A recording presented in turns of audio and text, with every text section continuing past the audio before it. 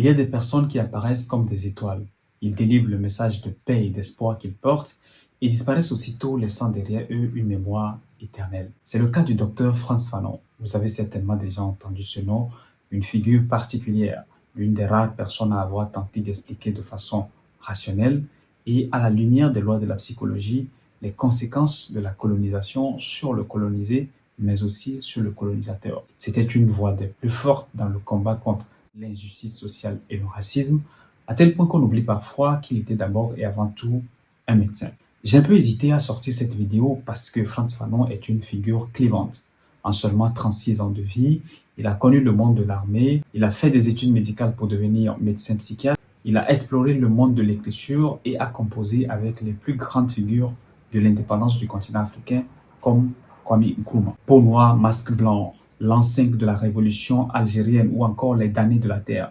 Chacun de ces livres porte une profondeur particulière que seule une introspection véritable peut permettre de cerner. En fait, c'est lorsqu'on accepte de voir en soi, lorsqu'on accepte d'observer ses propres phénomènes psychiques qu'on peut espérer comprendre la profondeur des œuvres de Fanon. Cela fait maintenant plus de 50 ans que la lumière de Frantz Fanon s'est éteinte sur la Terre. Aujourd'hui, nous allons tenter de jeter un regard dans le passé pour comprendre comment les pensées de cet homme ont influencé les plus grands mouvements sociaux de son temps et comment il a pu impacter les plus grands penseurs africains. Vous l'avez compris, parler de Frantz Fanon, c'est parler de l'homme, de la personne qu'il était, de son engagement clinique dans le domaine médical, notamment dans le domaine de la santé mentale, mais aussi de son engagement politique au plus haut niveau, notamment dans la guerre de libération algérienne. L'histoire du docteur Frantz Fanon, c'est maintenant sur Midi Histoire. Bienvenue sur Midi Histoire.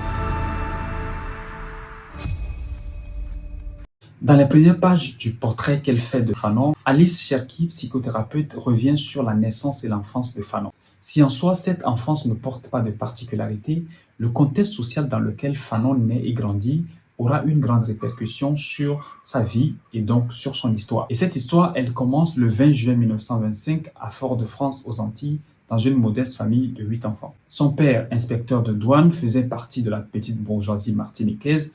Et quant à sa mère, elle vendait les produits de l'alimentation générale dans la boutique du quartier. À cette époque, cette société martiniquaise était sous l'emprise des hiérarchies raciales. Ce que ça signifie, c'est que les droits n'étaient pas les mêmes pour tout le monde. Les Noirs et les Blancs n'avaient pas les mêmes privilèges. La famille de Fanon n'était certes pas en haut de cette pyramide ou de cette échelle sociétale, mais vous l'avez compris, lorsqu'on a un père qui est inspecteur de douane, les choses sont beaucoup plus faciles que pour la majorité des personnes. C'est ainsi que Fanon eut l'opportunité de faire ses études dans l'une des prestigieuses écoles de la Martinique à cette époque, le lycée Victor Schœpfer. Et c'est un élément particulier de son histoire puisque dans cette école, il rencontre Aimé Césaire, écrivain et poète africain connu notamment pour son engagement dans le mouvement de la négritude. Au contact d'Aimé Césaire, Fanon prend conscience des réalités raciales de la Martinique. Dans une société martiniquaise où les Noirs sont relégués à un statut inférieur, Frantz Fanon se trouve mordu. Il se trouve mordu par l'envie d'œuvrer pour l'égalité et la dignité des personnes opprimées. En ce moment, Frantz Fanon avait 18 ans et dans sa tête émerge une pensée vague de justice sociale et d'égalité. Mais c'est la prochaine étape de sa vie qui va donner une impulsion nouvelle et une maturation particulière à cette pensée. Remettons les choses en contexte. Nous sommes en 1944 et Fanon avait 19 ans. La dernière phase de la Deuxième Guerre mondiale se jouait encore en Europe, notamment en France, où l'armée allemande occupait encore quelques territoires stratégiques. L'armée française lance donc un appel aux volontaires pour défendre le pays. À cet appel, Frantz Fanon abandonne les classes et s'engage dans un bataillon de volontaires. Il participe ainsi au débarquement de la 2e division blindée et prend part à la bataille d'Alsace. C'est une bataille très connue et on raconte que Fanon avait été blessé et qu'il aurait passé quelques semaines en Algérie pendant cette période. Si j'ouvre ce chapitre de la vie de Frantz Fanon, c'est tout simplement parce que cette petite expérience militaire aura une très grande répercussion sur la vie du jeune homme. En fait, au sein de l'armée, Frantz Fanon découvre des comportements qu'il qualifie de racistes et de ségrégation institutionnalisée à l'égard des Noirs et des soldats nord-africains. Ces comportements le bouleversent profondément et il ira même jusqu'à remettre en question son engagement à défendre la France contre l'Allemagne nazie. Dans une lettre adressée à ses parents que j'ai pu trouver, il écrit ceci. « Chers parents, aujourd'hui 12 avril, un an que j'ai laissé Fort-de-France. Pourquoi? Pour défendre un idéal obsolète. Je crois que cette fois-ci, j'y resterai. Si vous appreniez un jour ma mort face à l'ennemi, consolez-vous, mais ne dites jamais, il est mort pour la belle cause. Dites, Dieu l'a rappelé à lui. car cette fausse idéologie bouclée des laïciens et des politiciens imbéciles ne doit plus nous illuminer.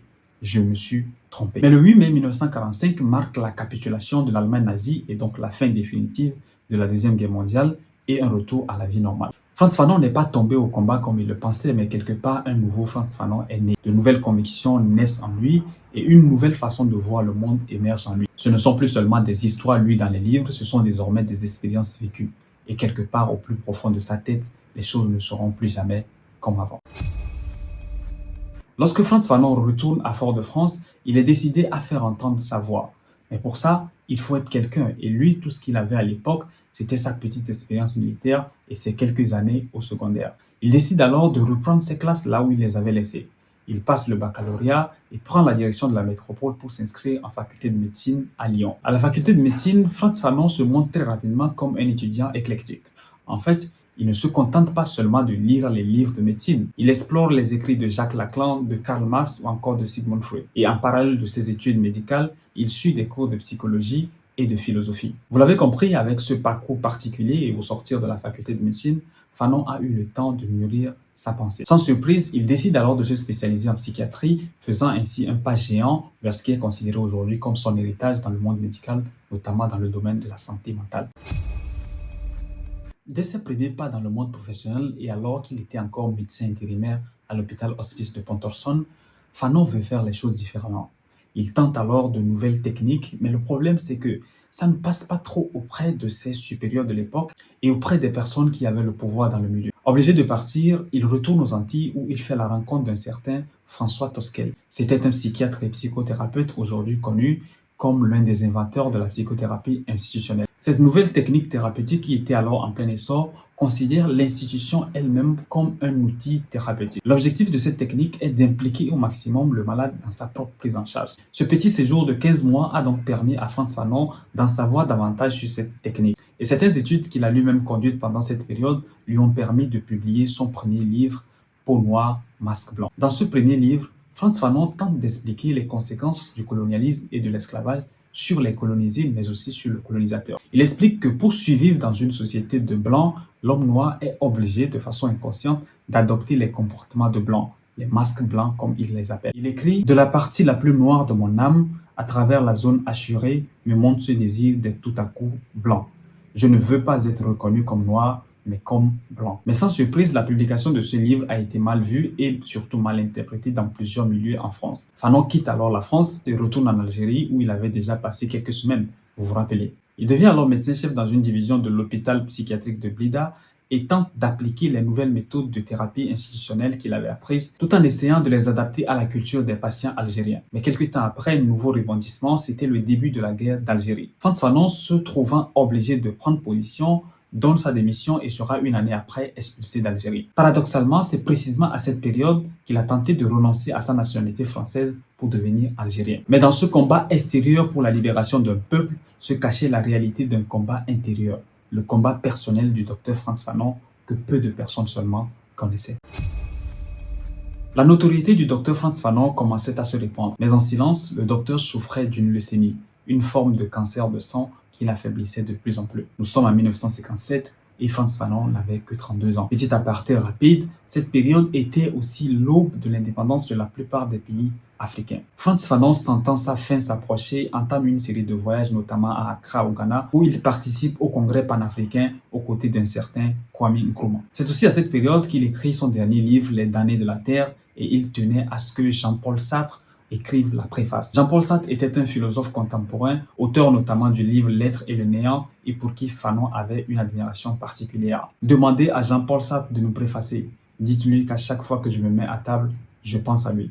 Ce sont ses mots. Il fera finalement la rencontre de Jean-Paul Sartre en 1961 à Rome, quelques mois avant son décès. Un témoin oculaire de la scène dira plus tard « Je n'ai jamais vu Jean-Paul Sartre aussi bouleversé et séduit par un homme. » Malheureusement, les jours de Fanon sur Terre touchaient déjà à leur fin. C'est en octobre 1961 à Bethesda, près de Washington, que Frantz Fanon quitte ce monde, laissant derrière lui 3 enfants et le souvenir d'un homme engagé pour la liberté et l'égalité des peuples. L'histoire du docteur Frantz Fanon, c'est l'histoire d'un médecin qui a donné du sien pour l'évolution de la science. Mais c'est aussi l'histoire d'un révolutionnaire attaché aux injustices historiques qu'il veut comprendre éclairer et faire comprendre. Si Fanon s'attelle tant à la sombre histoire du colonialisme, ce n'est pas pour accuser, ce n'est pas pour pointer du doigt telle ou telle personne, mais c'est pour que dans la psyché ou dans le mental déjà perturbé de nous contemporains, que les mystères trouvent enfin leur solution et que les questions que nous portons trouvent enfin leur réponse. C'est la seule façon, dit-il, de guérir vraiment, pas seulement le colonisé, mais aussi le colonisateur. Quand je préparais cette vidéo, je me suis posé la question de savoir pourquoi son passage sur Terre était si court. Mais ensuite, une réponse m'était venue. Peut-être fallait-il qu'il parte très tôt pour que son message dure éternellement. Je suis le docteur David et ici je te raconte des histoires en lien avec la médecine et avec les grands acteurs qui ont fait bouger et qui font bouger ce secteur. Si ça te parle, tu peux t'abonner et suivre l'aventure.